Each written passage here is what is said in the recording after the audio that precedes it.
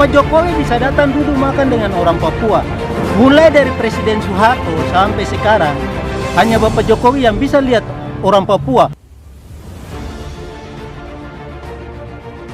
Di sini naik 1.000 perak saja demonya sampai 6 bulan. Saudara-saudara kita yang di Wamena, yang di Pegunungan Tengah, harga 60.000 diem bertahun-tahun.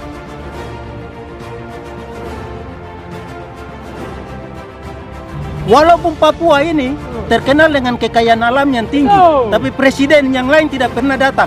Dong anggap bahwa Papua ini anak tiri dan bukan bagian dari NKRI. Tapi hanya Jokowi yang rasakan bahwa orang Papua bagian dari Republik ini.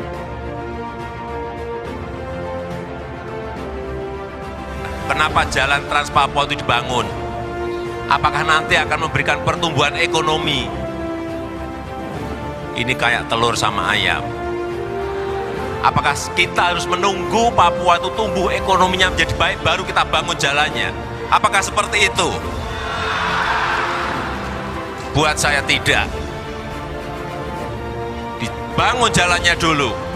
Dan kita harus meyakini bahwa pertumbuhan ekonomi itu akan berjalan. Fakta jalan Trans Papua yang hampir rampung, tuntas akhir tahun ini.